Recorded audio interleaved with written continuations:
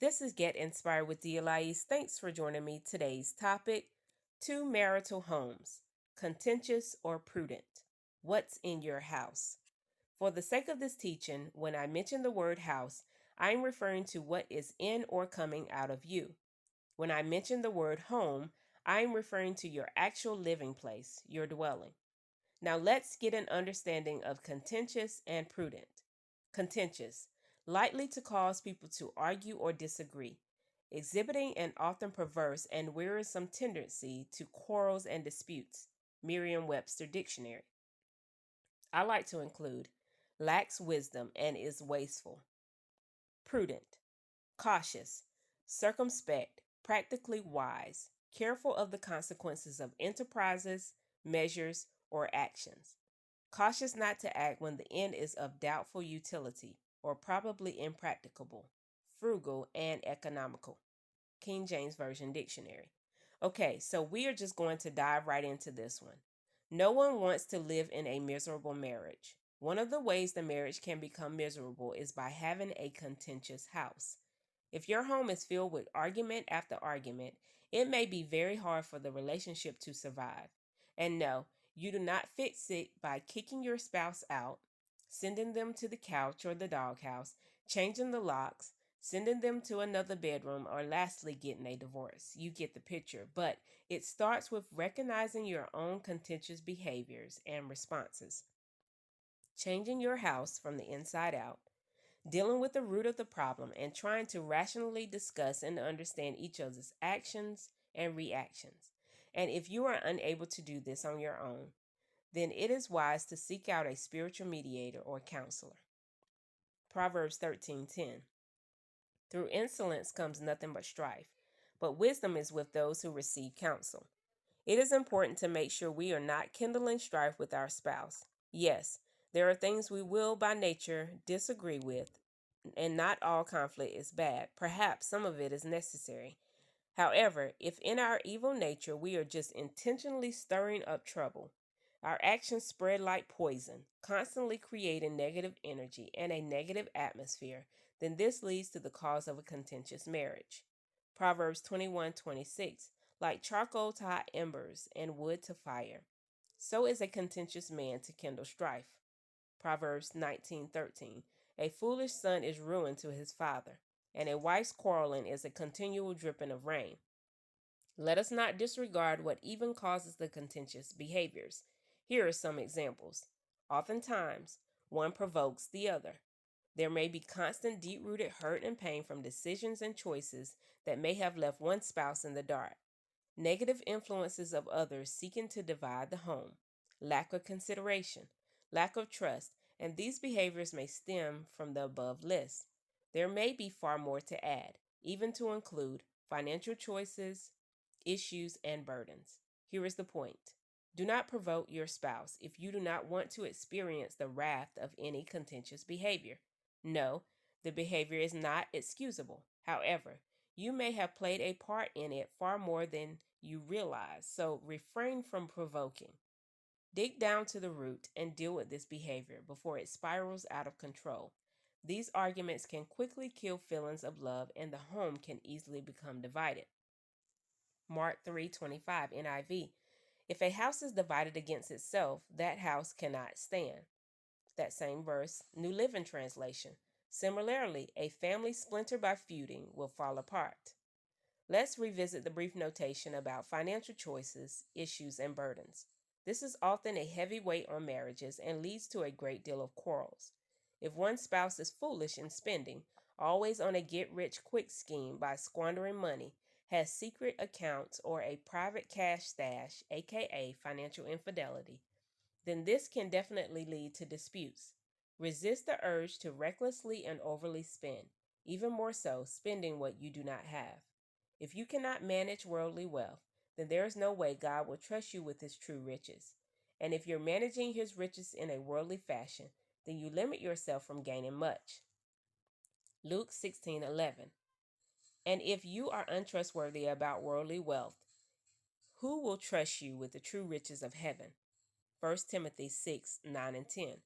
Those who want to get rich fall into temptation and a trap into many foolish and harmful desires that plunge people into ruin and destruction. For the love of money is a root of all kinds of evil.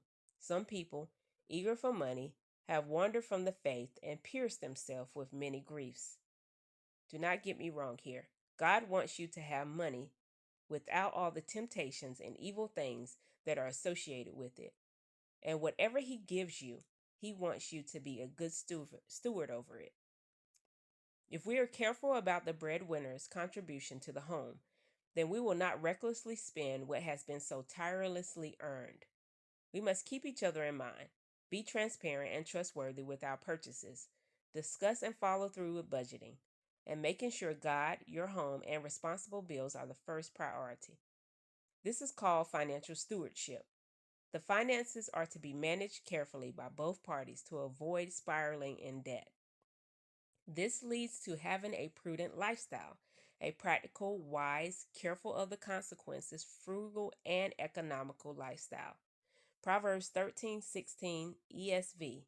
Every prudent man acts with knowledge, but a fool flaunts his folly. That same verse, the New Living Translation. Wise people think before they act, fools don't, and even brag about their foolishness. Proverbs 19:14 NIV. House and wealth are inherited from fathers, but a prudent wife is from the Lord. That same verse in the Amplified Bible says, House and wealth are the inheritance from fathers, but a wise, understanding, and sensible wife is a gift and blessing from the Lord. Proverbs 22:3 NLT. A prudent person foresees danger and takes precautions. The simpleton goes blindly on and suffers the consequences. That same verse in the Christian Standard Bible says a sensible person sees danger and takes cover, but the inexperienced keep going and are punished. Take the necessary precautions and take cover at the first sign of a rift in your marriage.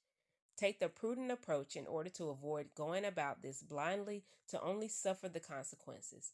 If you're living prudently, it doesn't mean you will not have difficult times, but it means you will make wise decisions in those difficult times.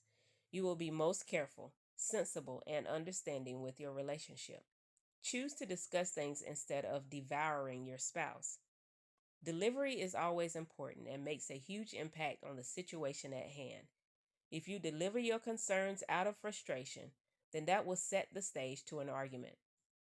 Try changing the delivery method. How can you do that? Be more gentle in your approach. Trust me, even the most hard-headed and stubborn spouse has a soft spot.